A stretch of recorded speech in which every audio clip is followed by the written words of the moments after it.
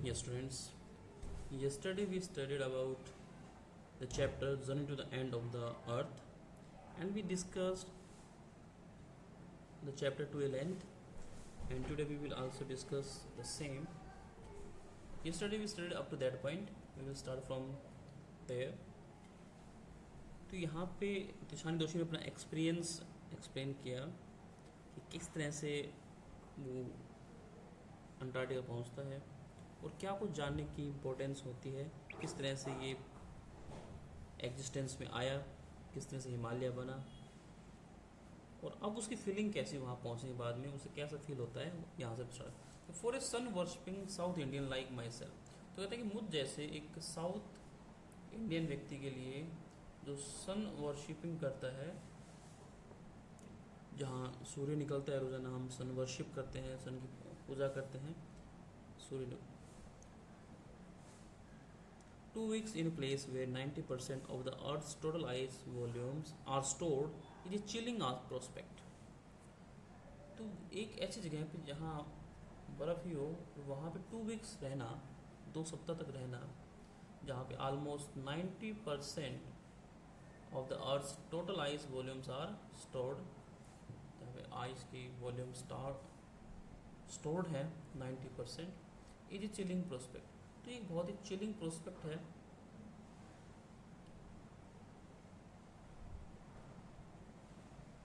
Chilling क्योंकि वहाँ पे ठंड बहुत है, कोल्ड एरिया है, फ्रोजन है, बिल्कुल फ्रीजड कह सकते हैं उसको।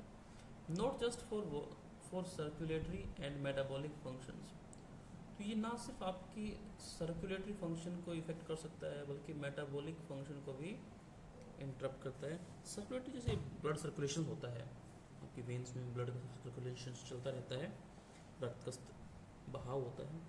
और मेटाबॉलिक फंक्शंस हैं, जिसे हम खाना खाते हैं, तो जो खाना हमने खाया उसमें केमिकल रिएक्शन होती है that change food into energy, और हम काम करते हैं, उस एनर्जी का यूज़ करते हैं। तो उन फंक्शंस को भी ये डिस्टर्ब करता है। But also for the imagination, कि ना सिर्फ इन फंक्शन का बल्कि इमेजिनेशन को भी ये बिल्कुल एक तरह से कैप्चर कर लेता है, उसे भी हर्ट करता है। It's like walking into A giant ping pong ball. और यहाँ अंटार्कटिका में आइस शेल्फ पे चलना ऐसा लगता है जैसे कि आप किसी जाइंट पिंग पोंग बॉल पे वॉक कर रहे हो। Giant huge, big in size. Ping pong जैसे पिंग पोंग बॉल जिसमें एक्सरसाइज करते हैं, जैसे आप उस पर प्रेशर डालते हैं तो वो थोड़ा सा प्रेस हो जाती है, नीचे की तरफ जाती है। तो जो बर्फ़ होती है वो भी सॉफ्ट होती है, ज़्यादा इतना स्ट्रिक्ट नहीं होती कि पत्थर पर जमी हुई है, कोई चट्टान बन गई। ऊपर बर्फ़ होती है, ऊपरी सतह पे वो हल्की बर्फ़ होती है, और जैसे ही आप उसमें स्टेप डाउन करते हैं तो वो आपके सतह के साथ नीचे बैठ जाती है and make marks of your footprint. तो फुटप्रिंट भी वहाँ पे बन जाता है। इस तरह की कंडीशंस वहाँ तो पिंग पोंग पे चलने जिस फीलिंग हमें आती है वहाँ पे अंटार्कटिका में, ऐसा राइटर ने एक्सप्लेन किया है। Devoid of any human markers, तो वहाँ डिवॉइड लैकिंग, कमी होना, डिवॉइड क्या होता है, lacking of any human markers, कोई ह्यूमन चिन्ह नहीं है, मनुष्य के होने के वहाँ पे कोई चिन्ह नहीं दिखाई देते। नो ट्रीज, कोई पेड़ नहीं है वहाँ पे, कोई बिलबोर्ड्स नहीं है। बिलबोर्ड यानी प्लैंक्स होते हैं, तख्ते होते हैं। बिल्डिंग्स नहीं मिलेंगे आपको वहाँ पे क्योंकि पॉपुलेशन नहीं है। You loss all earthly sense of perspective and time here, और वहाँ पे जो अर्थ वाला जो एक सेंस है, हम अर्थ पे रहते हैं, एक अलग सेंस होती है, एक अलग फीलिंग होती है, और सारी जो कंसिडरेशन है हमारे अर्थ पे रहते हुए टाइमिंग के बारे में, तो हम टाइम का भी लॉस कर देते हैं, हमें वहाँ टाइम का भी पता नहीं चलेगा क्योंकि हमारे क्या इसे डाउन हुआ, फिर morning, then noon, afternoon, evening and night, तो एक शेड्यूल है लाइफ का। तो ऐसा वहाँ पे नहीं मिलेगा आपको। तो आपके जो अर्थली सेंस है, जो पर्सपेक्टिव्स हैं, जो पॉसिबिलिटीज़ हैं अर्थ की, वो वहाँ पे नहीं मिलेंगी। The visual scale ranges from the microscopic to the mighty, और विजुअल स्केल की बात करें कि आप वहाँ क्या चीज़ विजुलाइज कर सकते हैं, क्या चीज़ आप देख सकते हैं, क्या आपको वहाँ मिलेगा, तो इसकी जो रेंज है वो काफ़ी वाइड है, काफ़ी बड़ी रेंज है इसकी। वहाँ पे आपको माइक्रोस्कोपिक से लेकर के जो बहुत ही सूक्ष्म है, जिसको आप माइक्रोस्कोप से ही देख सकते हैं, वेरी स्मॉल टू माइटी, और वहाँ माइटी तक भी बहुत ही पावरफुल जो क्रिएचर्स हैं वो आपको वहाँ पे मिल सकते हैं, जैसे कि मिजेस एंड माइट्स। मिजेस तो बेसिकली फ्लाई होती है, मक्खी होती है, और माइट्स होते हैं like any of the 8 legged creature like spiders, scorpion etcetera. तो मकड़ी की तरह या स्कॉर्पियन, बिच्छू की तरह के जो इंसेक्ट्स हैं वो आपको वहाँ पर मिल जाएंगे, बिग इन साइज। तो यहाँ अर्थली कंडीशन से थोड़ा डिफरेंट है, वो साइज में थोड़े बड़े मिलेंगे आपको।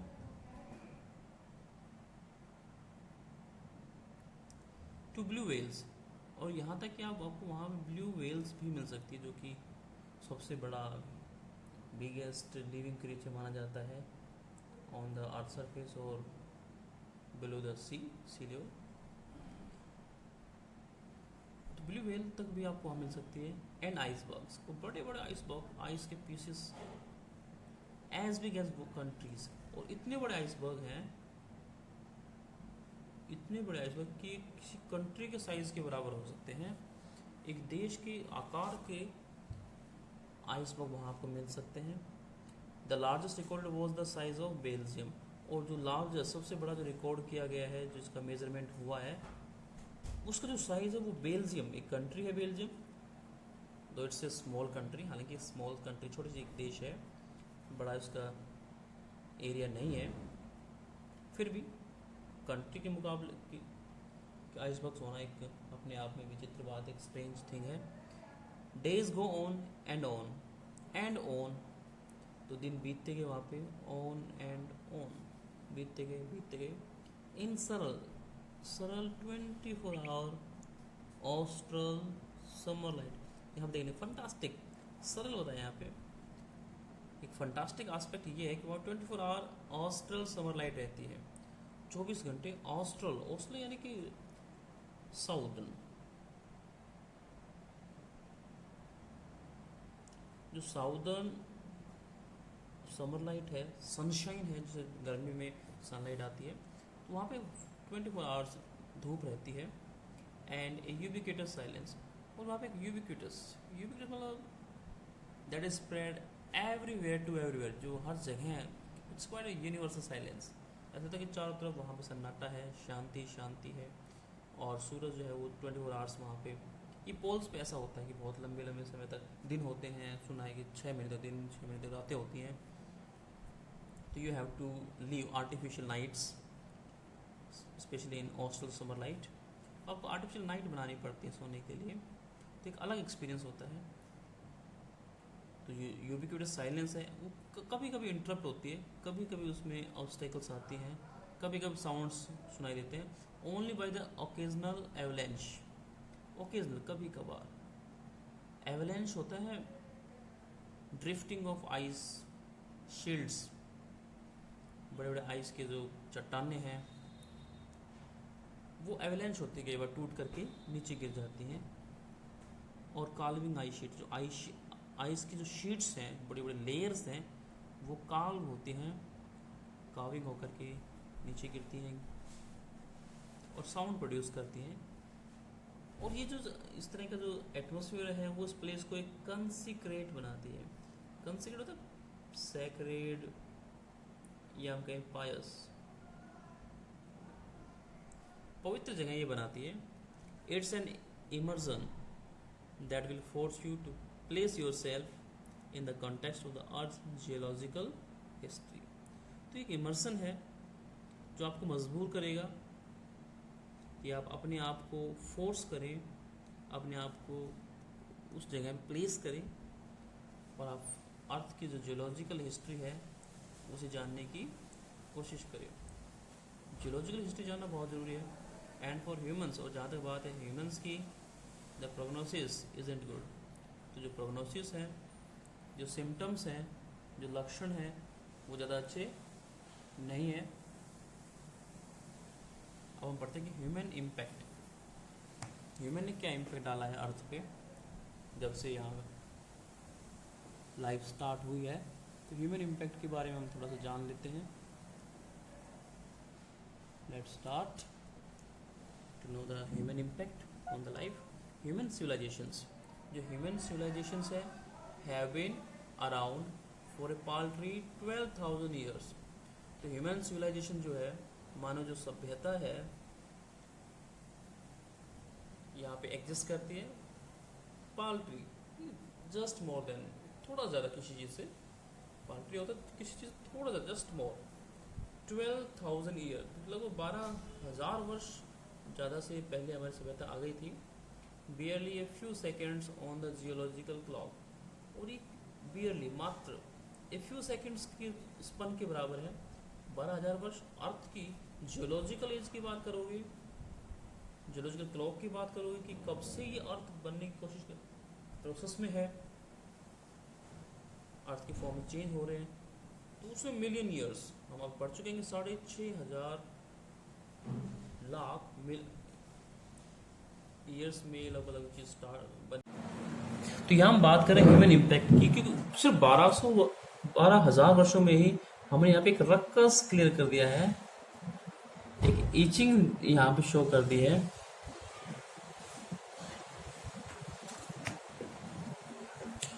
रक्कस होता है एक कोमोशन, हम कह सकते हैं उसको, या कोई नॉइजी एक्टिविटी कह सकते हैं, या फिर इचिंग कर दे, जैसे उकेर देते हैं, एक अपने मार्क को वहाँ पे इस्टेब्लिश कर देते हैं, निशान बना देते हैं. ओवर डोमिनेंस, तो हमने अर्थ पर डोमिनेंस के निशान छोड़ दिए हैं. Over nature with our villages, तो नेचर को भी हमने डिस्टर्ब किया, हमने विलेजेस बना करके, टाउन्स बना करके, सिटीज़ और मेगा सिटी, बिग सिटीज़ बना करके हमने अपना डोमिनेशन शो किया है ओवर अर्थ.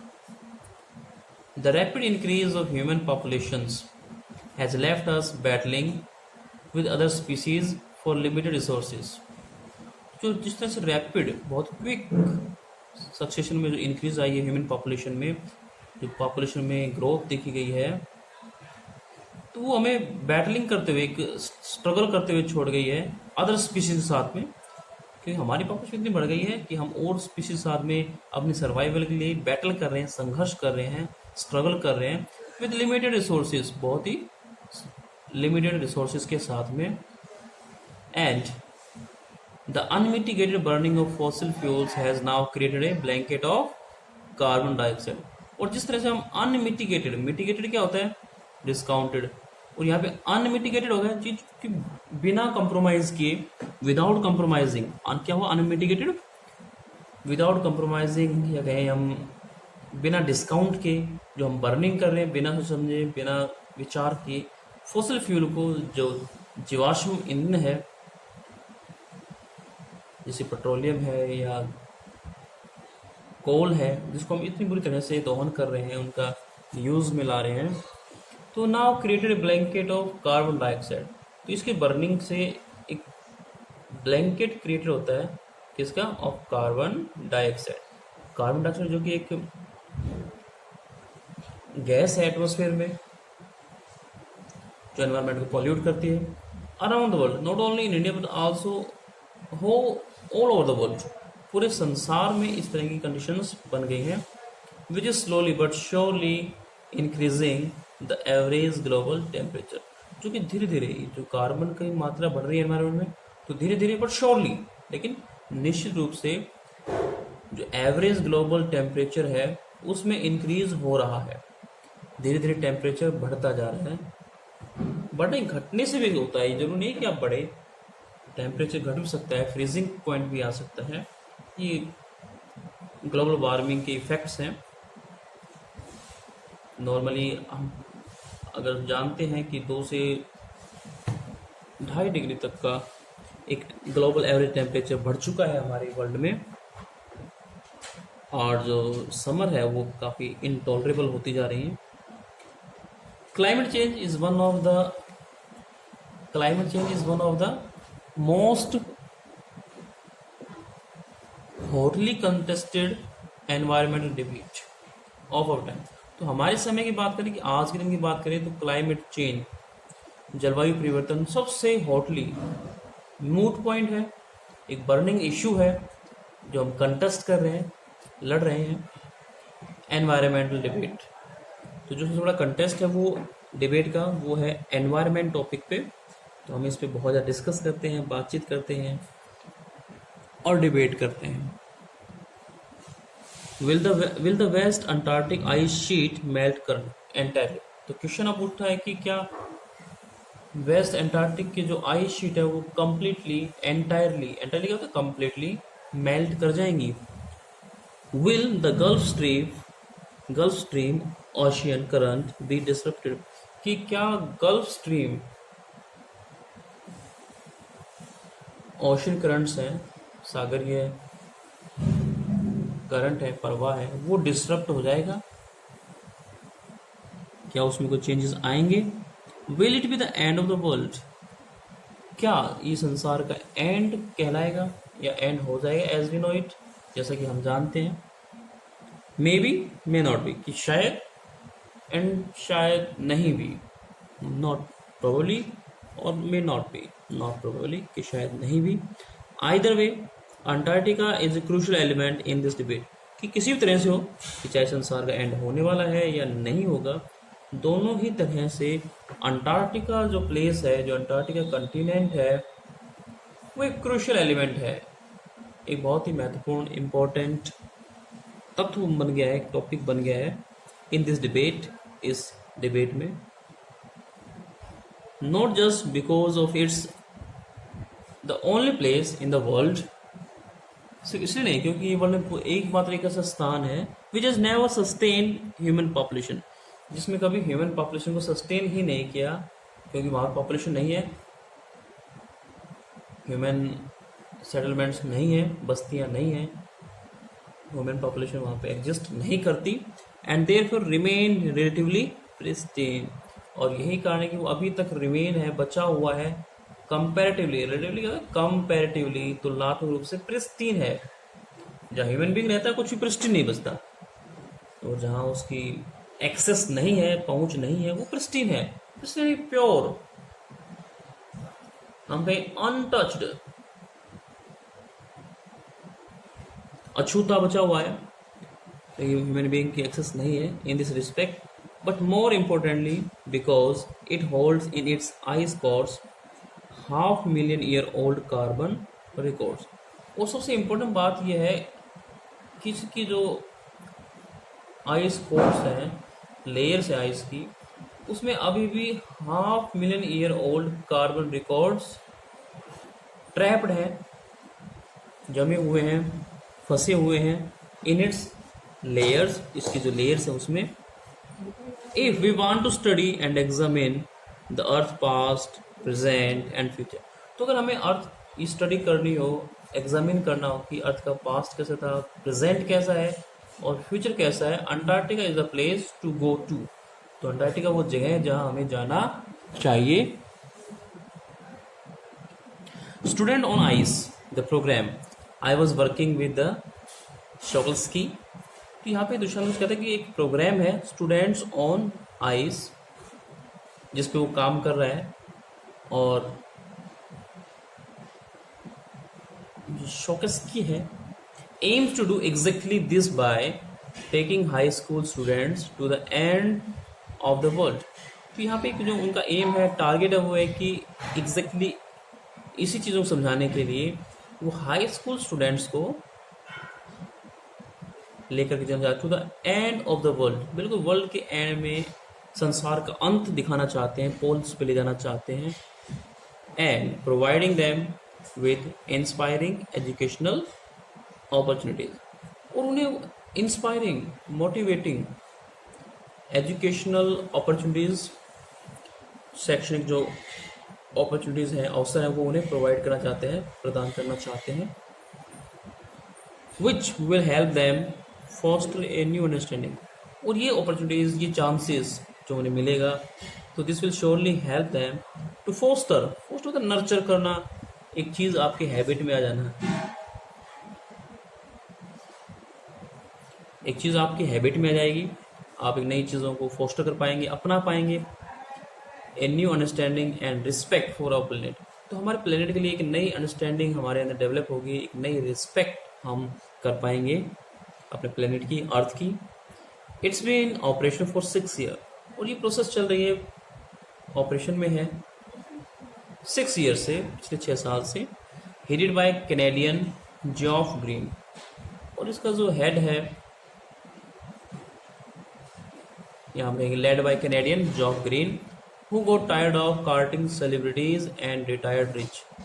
और वो टायर्ड हो चुका था, फेडअप हो चुका था सेलिब्रिटीज को, फेमस पर्सनैलिटीज को कार्टिंग करते हुए, लेकर वहाँ जाते हुए। और जब रिटायर हुआ तो काफ़ी रिच वो रिटायर होता है, because he earn a lot by carting them towards the coldest place of the world, that is Antarctica. Curiosity seekers, और जो क्यूरियोसिटी सीकर्स हैं, जिनके अंदर उत्सुकता अधिक ज़्यादा है, जो ज़्यादा ईगर हैं, who could only give back in a limited way, वो लोग आते हैं, ऑब्जर्व करते हैं, लेकिन गिव बैक, वापसी में बहुत लिमिटेड वे में ही वो रिस्पॉन्ड कर पाते हैं। इन चीज़ों को देखते हैं लेकिन उस पर रिस्पॉन्ड करते हैं, एक्ट नहीं करते, काम नहीं कर पाते हैं। विद स्टूडेंट ऑन आइस, और जब तक प्रोग्राम की बात है students on ice, he offers the future generation of policy maker, क्योंकि स्टूडेंट्स क्या हैं, फ्यूचर जनरेशन से बिलोंग करते हैं और फ्यूचर के पॉलिसी मेकर्स हैं। तो जब वो अच्छी पोस्ट पे, अच्छे लेवल पे पहुंचेंगे तो दे विल एक्ट अकॉर्डिंगली। तो उन पॉलिसीज में इन चीज़ों का एक मिक्सचर, एक ब्लेंड मिलेगा, because it's a life changing experience. ये उन स्टूडेंट्स के लिए एक लाइफ चेंजिंग एक्सपीरियंस होगा at an age when they are ready to observe. और स्पेशली हाई स्कूल स्टूडेंट्स की बात कर रहे हैं, टीनेजर्स की बात कर रहे हैं, वो इस एज में है कि वो इन चीज़ों को ऑब्जर्व कर सकते हैं, इन चीज़ों को अंडरस्टैंड कर सकते हैं, लर्न कर सकते हैं। एंड मोस्ट इम्पोर्टेंटली, और सबसे इम्पोर्टेंट जो बात है वो ये, क्योंकि देखते तो सब हैं लेकिन एक्ट नहीं कर पाते, तो हाई स्कूल जो स्टूडेंट्स होते हैं वो एक्ट कर सकते हैं। This is the most important thing for us. That's all for today. We will discuss the remaining chapter in our next video. Till then, keep watching, keep enjoying, stay home, stay safe. Thank you.